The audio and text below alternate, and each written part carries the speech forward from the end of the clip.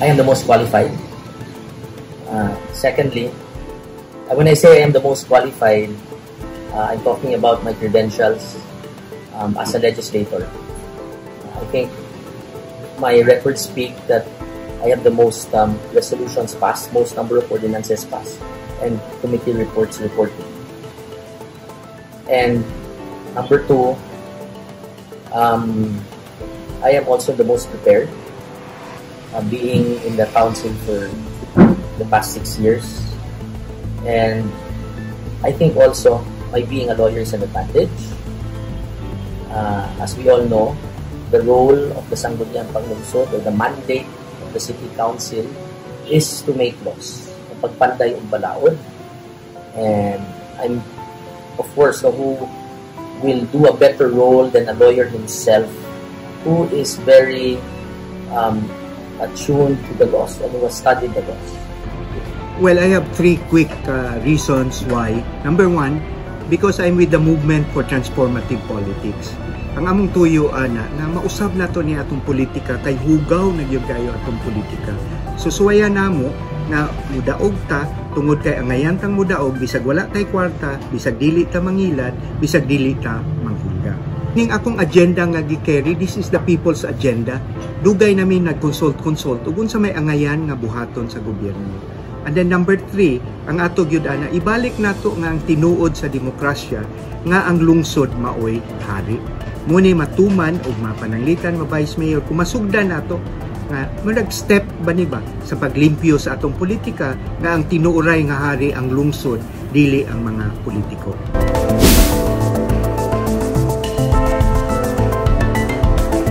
Health is one of the biggest problems, especially now that we're coming from a pandemic. And I think that the government already, the Cebu City government, from the time of Mayor Mike Rama, when he was mayor in before 2016, have already initiated a lot of programs and projects that would improve our health system in the city of Cebu. And I'd like to point out that during the time of Mayor Mike Rama, he started our hospital. Ibawi daw ta nga naguba na because of the earthquake. Kunya, during his time, iyan nagisugdan and nothing happened, no? After that, for the 3 years that he was not mayor anymore. May na lang nibalik si Mayor Mike as vice mayor to Mayor Labella, and they were able to finish the Cebu City Medical Center, at least the first 3 floors. Economic recovery. Grabe kaayo tang pagkaigo sa COVID. Number 2, na typhoon, ay Odette, na yun ana. And then number 3, na po ning Ukraine. So nga to gyud nga dako nga problema ingon ini would be economic recovery. So we have to, importante nato ana nga we have a clean government. Kay og clean government then we will have more investments coming in. Unya ikaduha po, dili lang kay more investments coming in, tan-awon po nato ni ang kahimtang sa atong mga pobre. We should consider this nga naatay economic emergency. Like, tagaan na to chance ang mga vendors karon nga murag crisis situation niron nga makapamaligya. Di ba, i-suspenso nato ng mga sidewalk, etc. Ingon ana, tagaan na to sila chance because this is, we are in a crisis emergency. Of course, our policies, our guidelines, our ordinances, our budget will be geared towards the platforms of the mayor and, of course, of what the members of the council also want. But if you ask me, ako alang anak, platform is number 1, ang atong health, which is very important. Now, I've said already na ato na nang na-address, no? Nasugdan na nato through our hospital. Number 2, we also have to address ang atong garbage problem, no? And then we have to make it more environmental friendly as well. That's why one of the platforms siguro is to look into kaning atong waste to energy, which already nasa council karon. And then so that we do away with landfills, but of course making sure that the waste to energy facility is of course compliant to all the environmental laws, no? And of course the laws of the DOST, Department of Science and Technology. And third is education, which is also very important. And I have already sponsored an ordinance together with the late Yayo Yapuseba on giving maghatag libreng school uniform, school shoes, school bags, school supplies sa atong mga grade school students. The first time that this happened in the history of Cebu City, ng city government ng hatag nga nag-ayuda sa atong mga estudyante. And then of course, we also have to look into traffic, and that's why for the past 25 to 30 years, when my father was still vice mayor, ang atong traffic system nagpabilin of what it is now, but nasugdan na sa nato improve. Doon natay 12-point agenda. Number 1 is, kitang tanan doon natay itagaan tag kinabuhi, right to life. Appeal anang right to life is panginabuhi sad. What is the purpose of life if dili ka makapinabuhi? So, doon natay dignified life through decent work and livelihood. Number 2, quality education for all. Diba? Karon doon na mga libreng edukasyon sa kuan sa mga colleges, pero what about kinahanglan di akong tabang ning mga tao kay bisag libre ang imong tuition, dili ka kay eskwela kay wala kay mga gikinahanglan para ana. And then number 3, promote security of tenure, land and housing rights. Ang atong tumong gyud ipa-implementan nato kanang balance housing, nga sa ato pa sa balance housing dili lang mga condominiums for the well-off but also social housing for the mga affordable para sa mga tao. And then for health is wealth, dapat nga we should make it nga murag right to health, di ba? Luoy kay mga tao da magsige panuktok sa mga politiko, mga ayo og tambal. Why can that not be taken care of by government, yun ana? And then especially yun ana atong mga community health centers, preventive rather than curative. And then ang kuan pod, environment and ecological protection. Muning doon natin siging flooding because worldwide na nagkuantag grabe atong carbon emission. Pero sa local ingon ana tungod sa climate change emergency, nagkagrabe pod ang atong environment.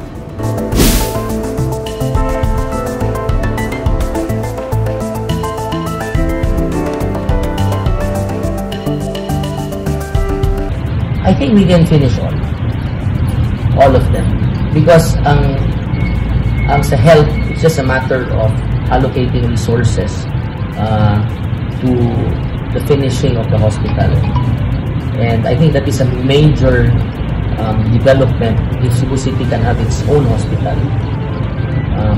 Number 2, nahuman naman ito 900 million, di ba? So, hapit na gina mahuman. I think within the next 3 years, sa next term ni Mayor Mike, mahuman na gina. Number 2, ang kanang akong i-mention nga education, I think, it's an ongoing thing, no? So, dili lang na mahuman na in a yearly basis, no? So, kaning hatag na to free school supplies. And then, I don't know if you are aware, we have built already or constructed and is constructing a total of 10 brand new 4-story buildings with about 25 classrooms, no, per building. And nahuman na ang Lorega. So, ongoing ang 9 others. Hapit na sa mahuman ang Barangay San Jose. No? So, in the next 3 years, mahuman na sana ang atong 10 school buildings. No, padayon na ito ang atong mga programa sa paghatag ng school uniforms, school supplies, school bags, school shoes sa atong mga kalisunan. Talking about garbage, mahuman na kaya it's already with the council. It's a joint venture agreement with a company that is an expert, no, in operating WTE, waste to energy facilities. Talking about housing, nanay duha mahuman also within the next for sure within the next 3 years. So hoping na naatay bag-o nga budget para magpuno pa gyud. And ang traffic, ang atong first phase humana. So makakita na mo sa atong bagong traffic system na naay cameras and it's fully digitalized. So I think all of these mahuman na gyud in the next 3 years of the Rama administration. Most confident nga maka-improve yun sa atong housing. Kay naa namang guy balaod nga gitawag og balanced housing. That's already in Urban Development and Housing Act, UDHA na. And then recently, it was strengthened. Kining balaura, ug magtukod ka og condominium for the rich, you also need to come up with social housing, affordable housing. 580,000, installment 3,000, installment 2,000, installment 1,000 per month na ma-afford sa mga tao.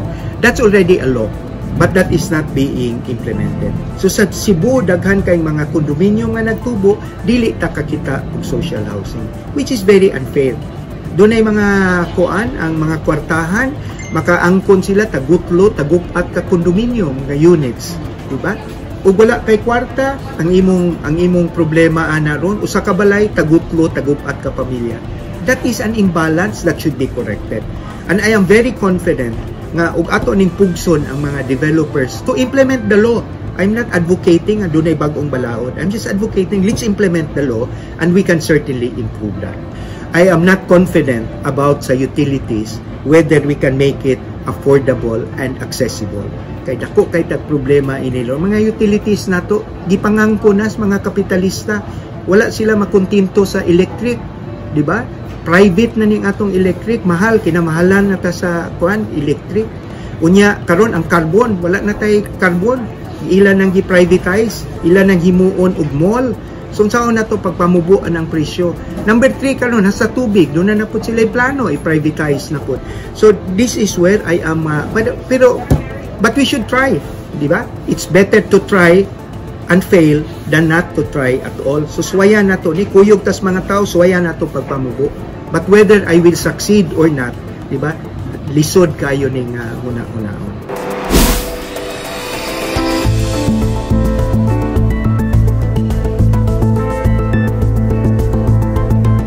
Ultimately, it will be the mayor and the city council who will decide, no, kung saan pag-distribute or kung saan na ito pag-dispose sa mga yuta. But 100% sure yun na we will definitely sell it to the beneficiaries, katong mga naana dito, no, naana nagpuyo dito. That is definite. So, when you talk about kaning IRR, of course, the council will have to deliberate on the matter. Okay, one of the things that is very important is the price of pila atong ibaligya dito nila. No, kay na mga COA rules, kay na COA regulations that we have to strictly follow and adhere to. But this is what I can say. When we talk about price, we will not just decide it by ourselves. We will not just meet as a council with the mayor, kami-kami rin magbuot ng pila ang presyo.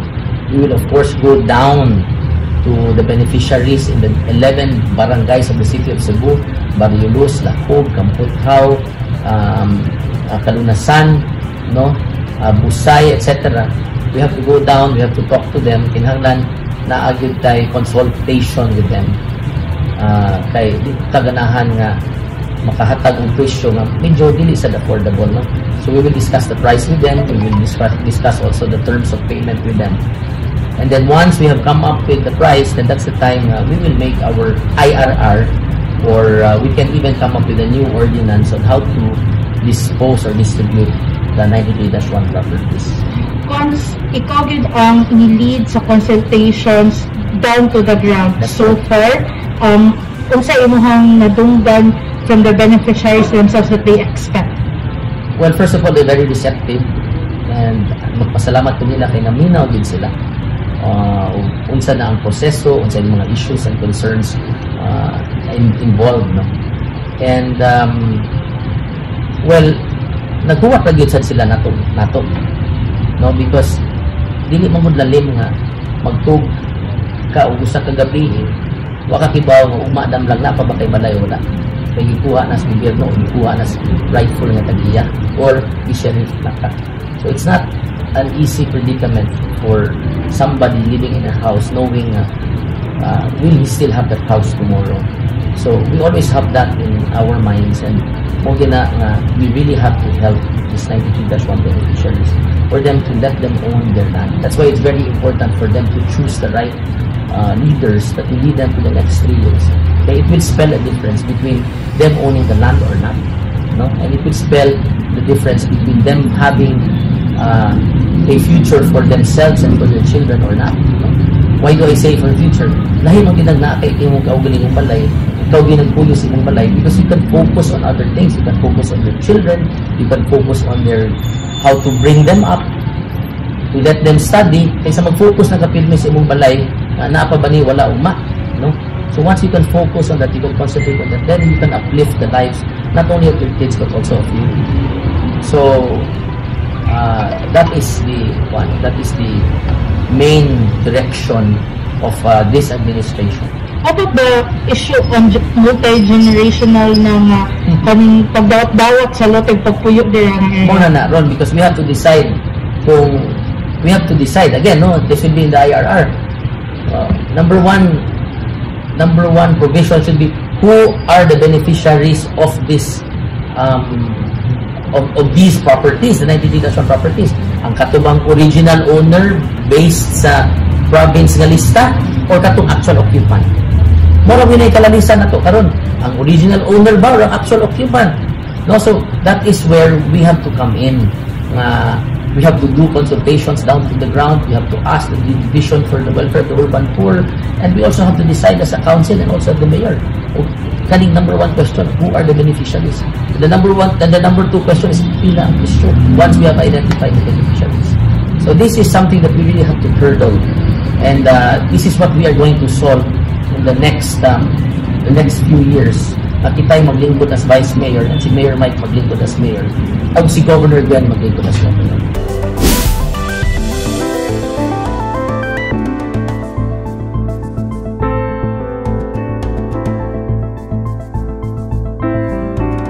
Proposed WTE, I am in favor of the proposed WTE.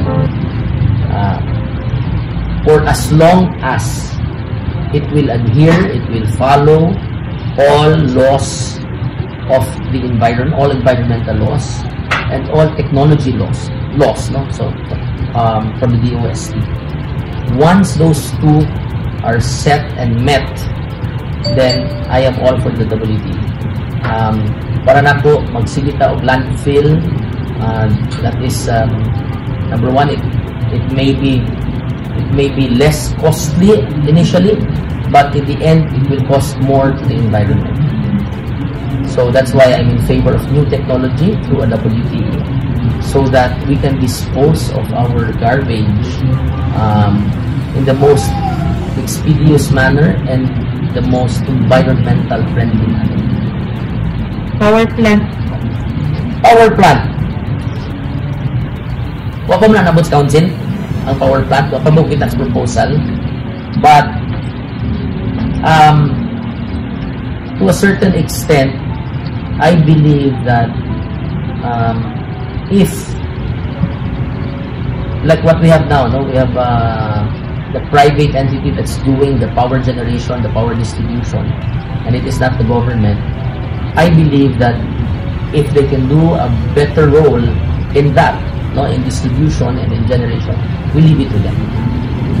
Okay, and here government will just come in as a cooperative partner in perhaps giving advice, no, on how and where sa mga areas na kulang, no, sa kaning mga industry players, but dili kay ko ganahan nga gobyerno mismo mo operate din sa power plant. That's my stand. Well, how about the partnership with the private entity? Yeah, so that's why when I'm talking, if it is like a joint venture agreement wherein yung technical expertise sila man ang may expertise, then I am all for it. But if it is nga government mag-operate by itself, then more lisod sila. Joint venture, yes. Kung kita mag-operate, no. These two JVAs are very much disputed by the environmentalists. They believe it will destroy the environment. Comment lang na to na ako. I don't think so, kaya, no. Again, if we just follow all the laws of the DNR and of course the DOST, then I think we're safe. Now, Councilor Garganera pointed it out very well that in most first world countries nowadays, they are using WTEs, they have power plants, and wa man lagi naunsa ang environment, diba? And people are actually enjoying the benefits of these facilities in their respective localities or in their respective cities and countries. So I don't see any reason for as long as we follow the law. If you should become the vice mayor, how will you handle the rivalry between the majority and minority in terms of these projects? Let them speak. Let them give out their opinion. Let them be heard. That's what's very important. We cannot curtail their right to speak, to express their ideas, their intentions, their frustrations. No, they can do that, and I will allow them to do that within a reasonable period of time. But at the end, if we cannot agree or we cannot come to a common ground, then we have to follow the parliamentary rule, which is the division of the House or majority wins. And that's how I will preside when I become vice mayor.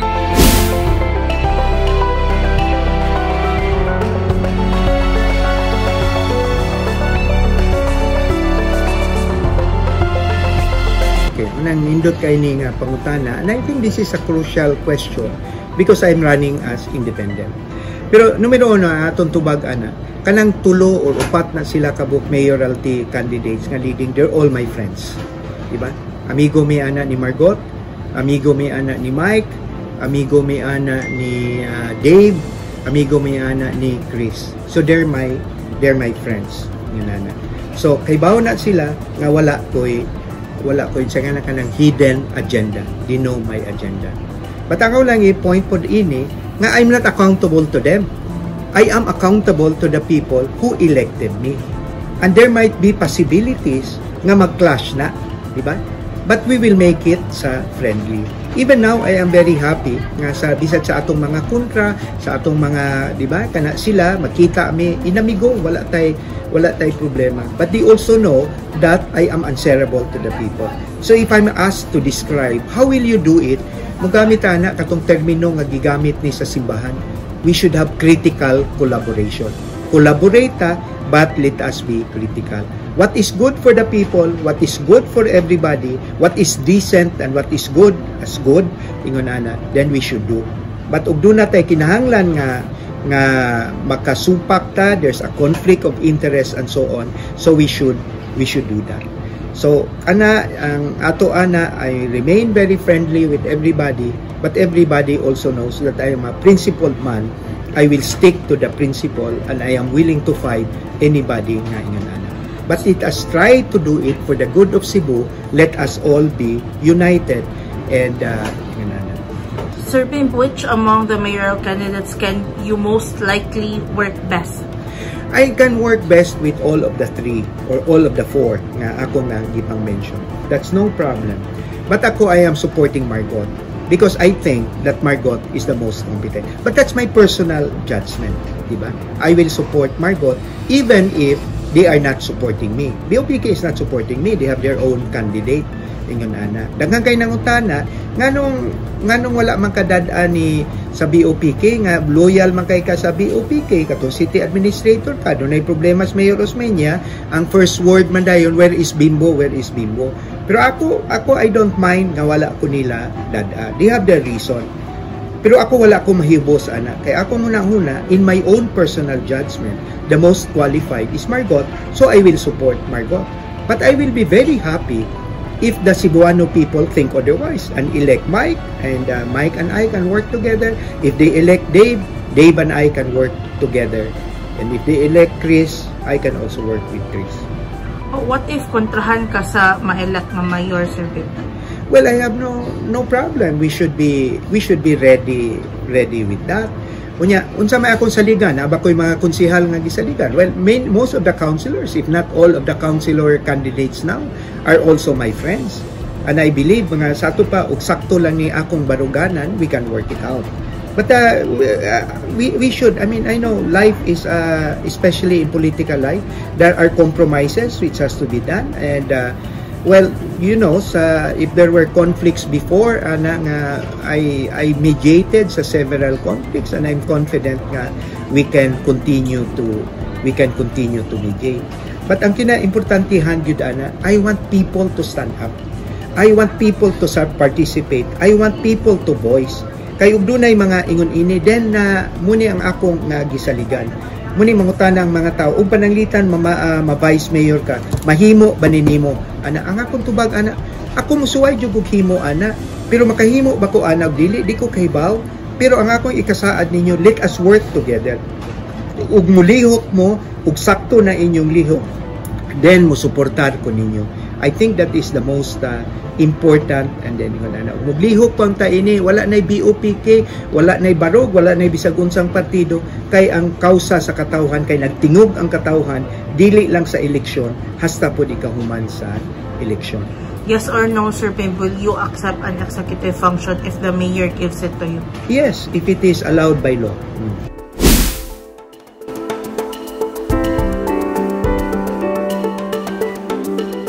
I have vast experience in trying to act as a mediator between conflicting parties. So that is one way of doing that. Diba? Mediate. Let's agree to disagree on certain points, but as much as possible, let's agree on as many as possible. So, I mean, that would be my task as a vice mayor. I can mediate sa mga different mga councilors nga conflicting, and I can also relate with the mayor, and we can relate with various mga agencies. So that's really number one. Pero ang ako gyud ingon nga ug mutingog lang unta ning mga tao. Ug ang mga tao hari, lungsod hari, di ba? They are the sovereign, di ba? Sa constitution nato, sovereignty resides in the people. Sovereign nato, ang hari nato, lungsod. Dili lang panahon sa eleksyon, hasta pud unta ikahuman sa eleksyon. So the people will be the mediator ining rivalry. So para nako muna, that's the biggest solution. Kunya panalitan og mulampos sa ini, then we can all work together and make Cebu good. And then, ang akong term, kaluyan ko sa Ginoo, kaluyan ko sa mga tao, 2022 to 2025, let's unite, taga Cebu, let's unite, and restore faith in government. Karon ang atog yung kagulan ini, manuroy tas mga tao, manuroy ta, daghan na kayo wanay pagsalig sa gobyerno. Nagtuo, kamong tanan, pariharaman mo ba? Ingon ana ba? So, muna'y makaguol yung kaayo, let us restore faith in government. And then, ug muna'y tingog nato, then we will all unite. Wala na'y minority, wala na'y majority. Of course, naagya po yung minority, naagya po yung majority, because we need to mga check and balances. But on most things, we can work together with the people as our hari lungsod. They will exercise a leadership. Kunya, mulampos ta ini, then we can make Cebu a place where we can live forever. Okay. Sir Pim, balik na natin. Let us make Cebu a place where we are willing to live forever. Sir Pim, are you willing to offer the minority floor chairmanship sa mga ning atong committees? Of course. Yes, pananitan muna nakanindot na ako. Kay I'm independent, di ba? Nga I do not owe sa ingon ana allegiance. So we will do that. We will not even consider their parties. We will consider their competence and their interest. Ingon ana atong ma-workout. Sir Bib, the current Sanggunian has started the tradition of Citizens Hour every single session. Ipadayon ba na nato? Well, ipadayon yun nato na kanang Citizens Hour. Padayon yun nato na. Pero nga ko, let us not limit people's participation to their Citizens Hour. Dapat the citizens should participate. Unsa nga na 7-11, 24/7. Sorry about that kanang advertisement. 24/7, we should all participate sa 24/7, and the politicians, including myself, should listen to the people, not just during election, not just during kanang Citizens Hour. Let every single minute sa, di ba, sa 2022, July 1 2022 to June 30, 2025, a citizen's second. Every minute is the citizen's minute. Ang lungsod maoy hari. And then ang resulta ana sa language pa ni Dennis na we will make Cebu a place we will be very happy to live forever. Are you open to the idea of holding some regular sessions in barangays so that if in case nga nasa problema dito, ma-focus siya sa council? Yeah, why not? I mean, ako kahuna-hunaan but why not? Pero ni saad ko sa akong mga kaniman nagsuporta nato ba na panalitan na elected ko, di ba? Every week we will have a people's forum na ingon every week ingon. But wa mi kahuna-huna, but I think it's a very good idea na we also do it sa mga barangays and not just barangays, sa communities. We had started in 2019 the administration of Mayor Edgar Labella with Mayor Mike Rama. And in those 3 years, we have managed to do so many things despite the pandemic and despite Odette. We have managed to already open our hospital, albeit the first 3 floors lang, but it is now fully functional, the first 3 floors with over 200 bed capacity. We have purchased new equipment that you cannot find in most government hospitals, but you can only find in private hospitals. We have purchased it. It is now in the process of being installed. And I'm talking about a CT scan machine, X-ray machine, and now an MRI.